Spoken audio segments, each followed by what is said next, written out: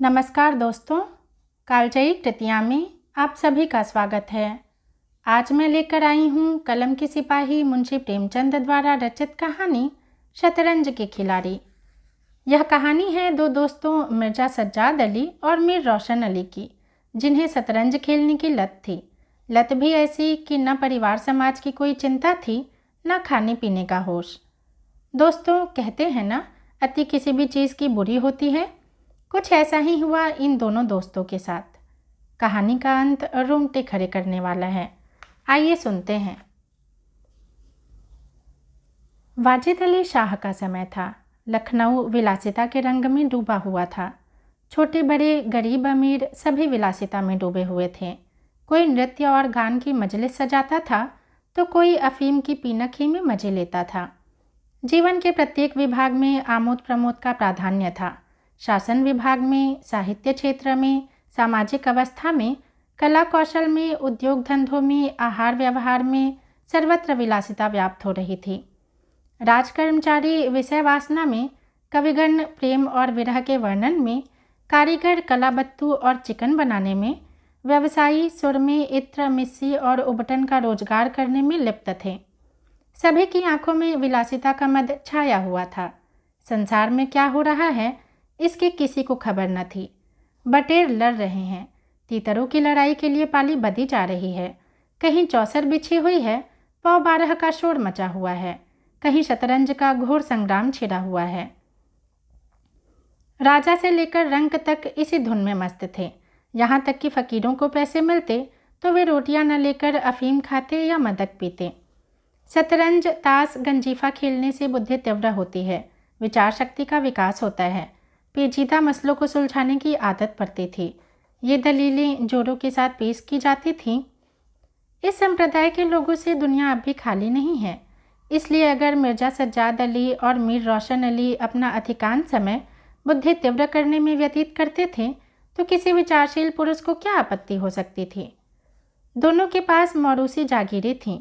जीविका की कोई चिंता न थी। घर में बैठे चखौतिया करते थे। आखिर और करते ही क्या।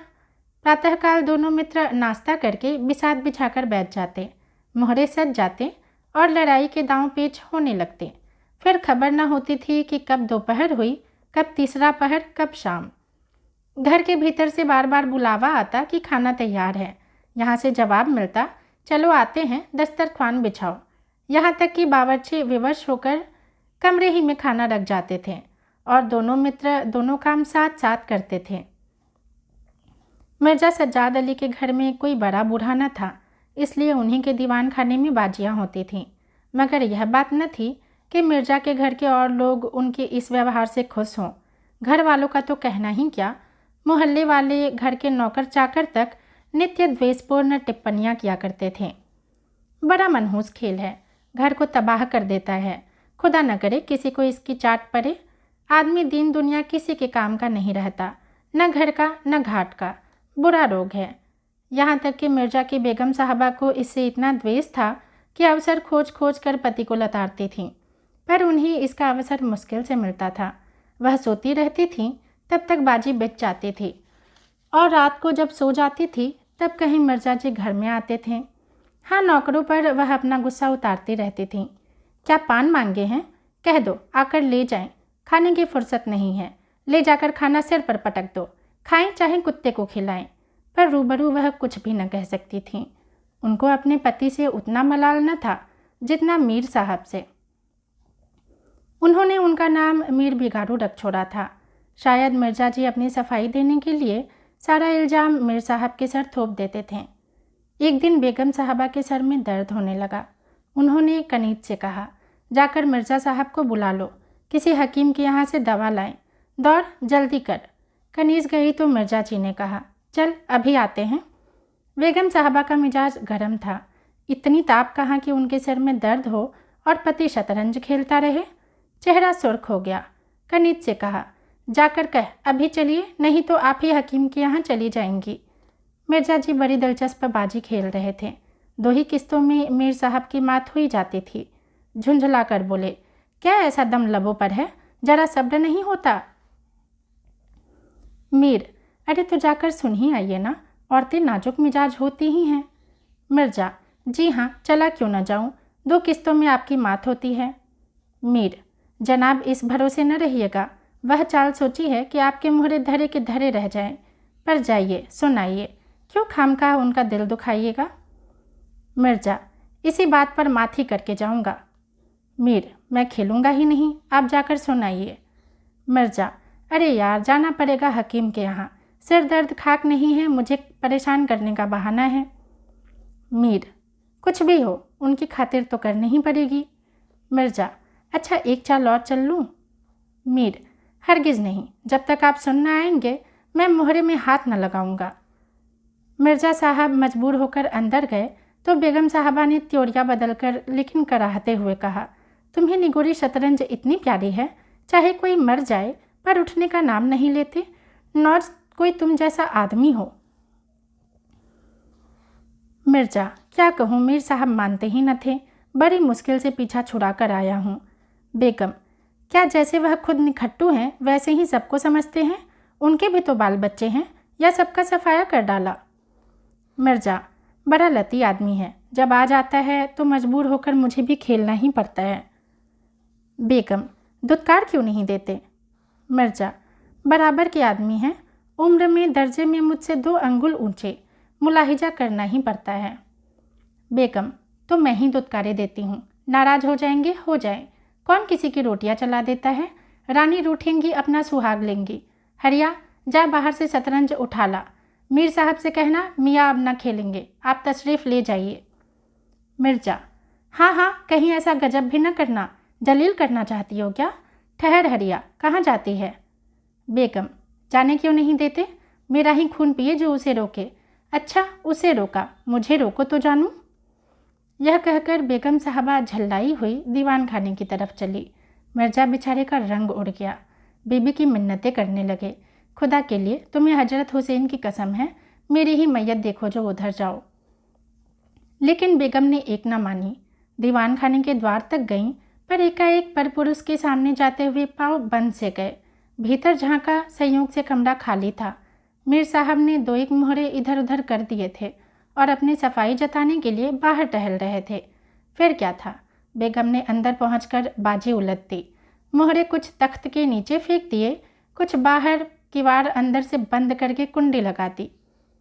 मीर साहब दरवाजे पर तो थे ही, मोहरे बाहर फेंके जाते देखे, चूड़ियों की झनक भी कान में पड़ी। फिर दरवाज़ा बंद हुआ तो समझ गए बेगम साहबा बिगड़ गईं। चुपके से घर की राह ली। मिर्जा ने कहा, तुमने गजब किया। बेगम, अब मीर साहब इधर आए तो खड़े खड़े निकलवा दूंगी, इतनी लौ खुदा से लगाते तो वली हो जाते। आप तो शतरंज खेले और मैं यहाँ चूल्हे चक्की के फिक्र में सिर खपाऊँ। जाते हो हकीम साहब के यहाँ कि अब भी तामुल है। मिर्जा घर से निकले तो हकीम के घर जाने के पहले मीर साहब के घर पहुँचे और सारा वृतांत कहा। मीर साहब बोले, मैंने तो जब मोहरे बाहर आते देखे तभी तार गया, फौरन भागा। बड़ी गुस्सेवर मालूम होती है, मगर आपने उन्हें यूँ सिर चढ़ा रखा है, यह मुनासिब नहीं। उन्हें इससे क्या मतलब कि आप बाहर क्या कर रहे हैं, घर का इंतजार करना उनका काम है, दूसरी बातों से उन्हें क्या सरोकार। मिर्जा, खैर यह तो बताइए अब कहाँ जमाव होगा। मीर, इसका क्या गम है, इतना बड़ा घर पड़ा हुआ है, बस यहीं जमे। मिर्जा, लेकिन बेगम साहबा को कैसे मनाऊंगा, घर पर बैठा रहता था तब तो वह इतना बिगड़ती थी, यहाँ बैठक होगी तो शायद जिंदा न छोड़ेंगी।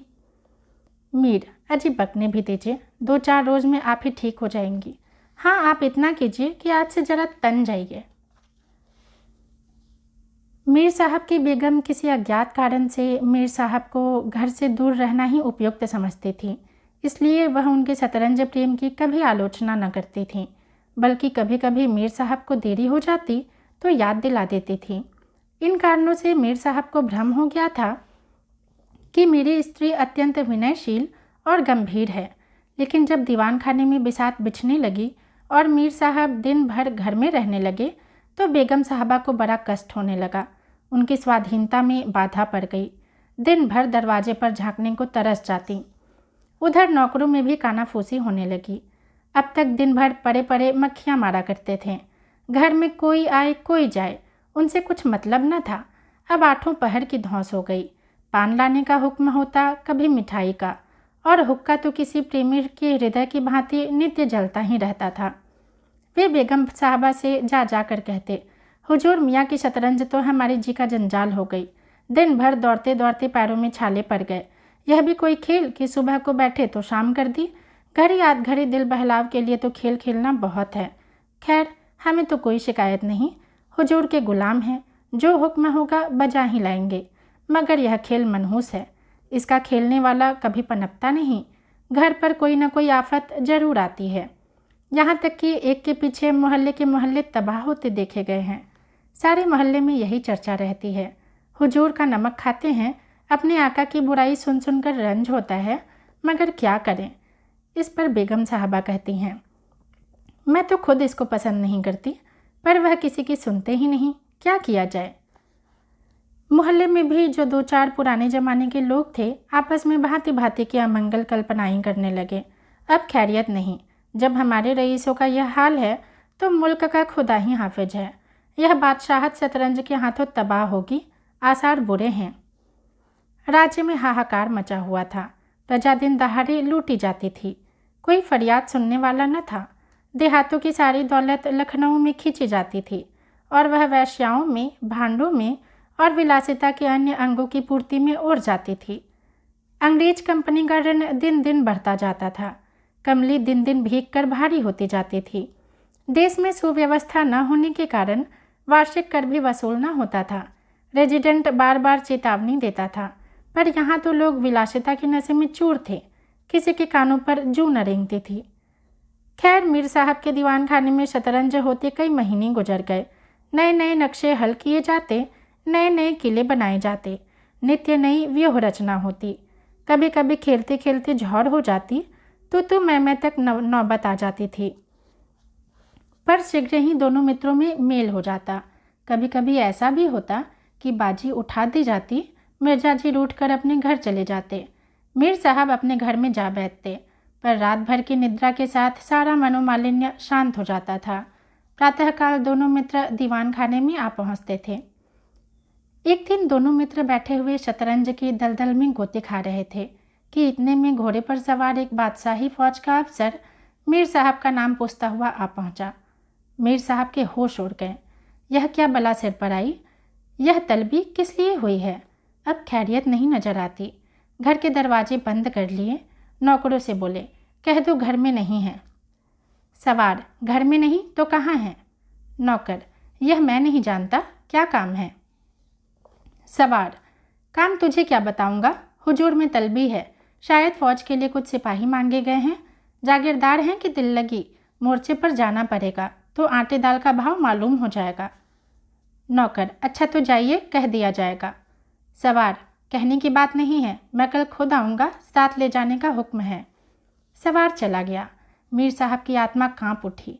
मिर्जा जी से बोले, कहिए जनाब, अब क्या होगा? मिर्जा, बड़ी मुसीबत है, कहीं मेरी तलबी भी ना हो। मीर, कमबख्त कल फिर आने को कह गया है। मिर्जा, आफत है और क्या, कहीं मोर्चे पर जाना पड़ा तो बेमौत मरे।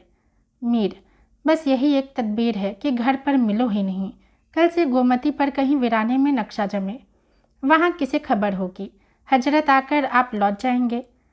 मिर्जा, वल्लाह आपको खूब सूझी, इसके सिवाय और कोई तदबीर ही नहीं है। इधर मीर साहब की बेगम उस सवार से कह रही थी, तुमने खूब धता बताया। उसने जवाब दिया, ऐसे गावदियों को तो चुटकियों पर नचाता हूँ, इनकी सारी अक्ल और हिम्मत तो शतरंज ने चढ़ ली, अब भूल कर भी घर पर न रहेंगे। दूसरे दिन से दोनों मित्र मुँह अंधेरे घर से निकल खड़े होते। बगल में एक छोटी सी दरी दबाए, डिब्बे में गलौरियाँ भरे, गोमती पार की एक पुरानी वीरान मस्जिद में चले जाते, जिसे शायद नवाब आसफ उदौला ने बनवाया था। रास्ते में तम्बाकू, चिलम और मदरिया ले लेते और मस्जिद में पहुंच दरी बिछा हुक्का भरकर शतरंज खेलने बैठ जाते। फिर उन्हें दीन दुनिया की फिक्र न रहती थी। किस्त, सह आदि दो एक शब्दों के अलावा उनके मुंह से और कोई वाक्य नहीं निकलता था। कोई योगी भी समाधि में इतना एकाग्र न होता होगा। दोपहर को जब भूख मालूम होती तो दोनों मित्र किसी नानबाई की दुकान पर जाकर खाना खाते और एक चुलम हुक्का पीकर फिर संग्राम क्षेत्र में डट जाते। कभी कभी तो उन्हें भोजन का भी ख्याल न रहता था। इधर देश की राजनीतिक दशा भयंकर होती चली जा रही थी। कंपनी की फौजें लखनऊ की तरफ बढ़ी चली आ रही थी। शहर में हलचल मची हुई थी। लोग बाल बच्चों को लेकर देहातों में भाग रहे थे, पर हमारे दोनों खिलाड़ियों को इनकी जरा भी फिक्र न थी। वे घर से आते तो गलियों में होकर। डर था कि कहीं किसी बादशाही मुलजिम से निगाह न पड़ जाए जो बेकार में पकड़े जाएं। हजारों रुपए सालाना की जागीर मुफ्त ही हजम करना चाहते थे। एक दिन दोनों मित्र मस्जिद के खंडहर में बैठे हुए शतरंज खेल रहे थे। मिर्जा की बाजी कुछ कमज़ोर थी। मीर साहब उन्हें किस्त पर किस्त दे रहे थे। इतने में कंपनी के सैनिक आते हुए दिखाई दिए। वह गोरों की फौज थी जो लखनऊ पर अधिकार जमाने के लिए आ रही थी। मीर साहब बोले, अंग्रेजी फौज आ रही है, खुदा खैर करे। मिर्जा, आने दीजिए, किस्त बचाइए, यह किस्त। मीर, जरा देखना चाहिए, यही आर में खड़े हो जाएं। मिर्जा, देख लीजिएगा, जल्दी क्या है, फिर किस्त। मीर, तोप खाना भी है, कोई 5,000 आदमी होंगे, कैसे कैसे जवान हैं, लाल बंदरों के से मुंह, सूरत देखकर खौफ मालूम होता है। मिर्जा, जनाब हिले न कीजिए, ये चकमे किसी और को दीजिएगा, यह किस्त। मीर, आप भी अजीब आदमी हैं, यहाँ तो शहर पर आफत आई हुई है और आपको किस्त की सूझी है। कुछ इसकी भी खबर है कि शहर घिर गया तो घर कैसे चलेंगे। मिर्जा, जब घर चलने का वक्त आएगा तो देखा जाएगा, यह किस्त, बस अब की शह में मात है। फौज निकल गई। 10 बजे का समय था, फिर बाजी बिछ गई। मिर्जा, आज खाने की कैसे ठहरेगी। मीर, अजी आज तो रोज़ा है, क्या आपको ज़्यादा भूख मालूम होती है। मिर्जा, जी नहीं, शहर में न जाने क्या हो रहा है। मीर, शहर में कुछ न कुछ तो हो रहा होगा, लोग खाना खा खाकर आराम से सो रहे होंगे, हुजूर नवाब साहब भी ऐशगाह में होंगे। दोनों सज्जन फिर जो खेलने बैठे तो 3 बज गए। अब की मिर्जा जी की बाजी कमज़ोर थी। 4 का गजर बज ही रहा था कि फौज की वापसी की आहट मिली। नवाब वाजिद अली पकड़ लिए गए थे और सेना उन्हें किसी अज्ञात स्थान को लिए जा रही थी। शहर में न कोई हलचल थी, न मारकाट, एक बूंद भी खून नहीं गिरा था। आज तक किसी स्वाधीन देश के राजा की पराजय इतनी शांति से, इस तरह बिना खून बहे न हुई होगी। यह वह अहिंसा न थी जिस पर देवगन प्रसन्न होते हैं। यह वह कायरपन था जिस पर बड़े बड़े कायर भी आंसू बहाते हैं। अवध के विशाल देश का नवाब बंदी चला जाता था और लखनऊ ऐश की नींद में मस्त था। यह राजनीतिक अध्यापतन की चरम सीमा थी। मिर्जा ने कहा, हुजूर नवाब साहब को जालिमों ने कैद कर लिया है। मीर, होगा, यह लीजिए शह। मिर्जा, जनाब जरा ठहरिए, इस वक्त इधर तबीयत नहीं लगती, बेचारे नवाब साहब इस वक्त खून के आंसू रो रहे होंगे। मीर, रोया ही चाहे, यह ऐश वहाँ कहाँ नसीब होगा, यह किस्त। मिर्जा, किसी के दिन बराबर नहीं जाते, कितनी दर्दनाक हालत है। मीर, हाँ सो तो हैं ही, यह लो फिर किस्त, बस अब की किस्त में मात है, बच नहीं सकते। मिर्जा, खुदा की कसम आप बड़े बेदर्द हैं, इतना बड़ा हादसा देखकर भी आपको दुख नहीं होता। हाय गरीब वाजिद अली शाह। मीर, पहले अपने बादशाह को तो बचाइए, फिर नवाब साहब का मातम कीजिएगा। यह किस्त और यह मात, लाना हाथ। बादशाह को लिए हुए सेना सामने से निकल गई। उनके जाते ही मिर्जा ने फिर बाजी बिछा दी। हार की चोट बुरी होती है। मीर ने कहा, आइए नवाब साहब के मातम में एक मरसिया कह डालें। लेकिन मिर्जा की राजभक्ति अपने हार के साथ लुप्त हो चुकी थी। वह हार का बदला चुकाने के लिए अधीर हो रहे थे। शाम हो गई। खंडहर में चमगादड़ों ने चीखना शुरू किया।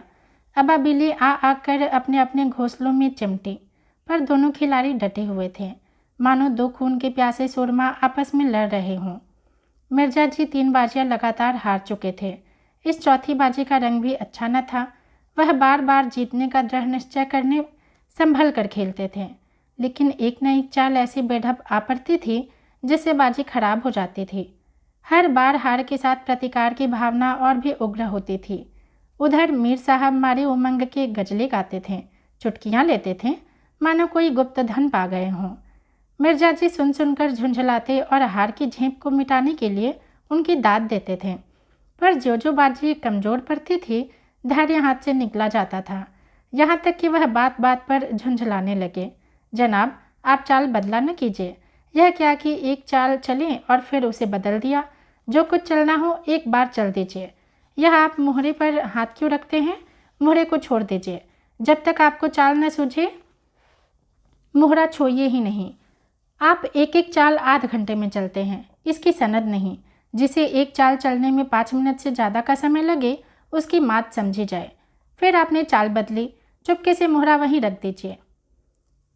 मीर साहब का फर्जी पिता था। बोले, मैंने चाल चली ही कब थी? मिर्जा, आप चाल चल चुके हैं, मोहरा वहीं रख दीजिए, उसी घर में।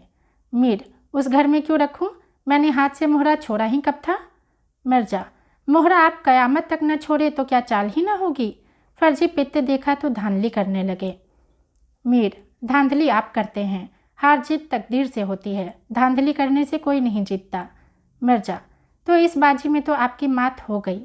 मीर, मुझे क्यों मात होने लगी? मिर्जा, तो आप मोहरा उसी घर में रख दीजिए जहाँ पहले रखा था।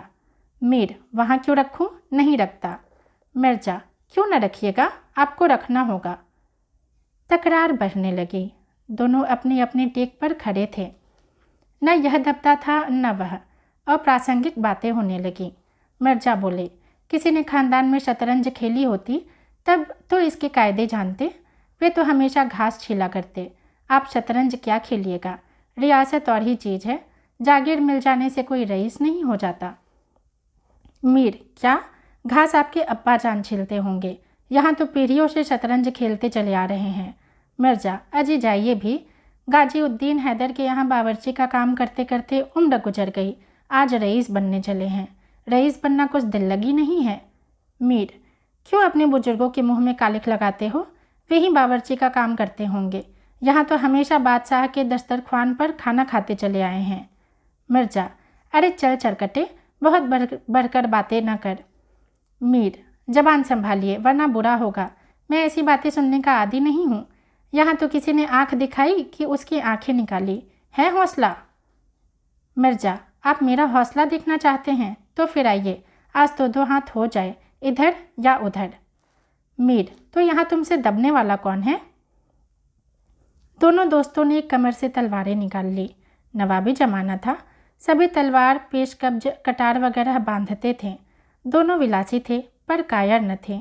उनमें राजनीतिक भावों का अध्यपतन हो गया था। बादशाहत के लिए क्यों मरे, पर व्यक्तिगत वीरता का अभाव न था।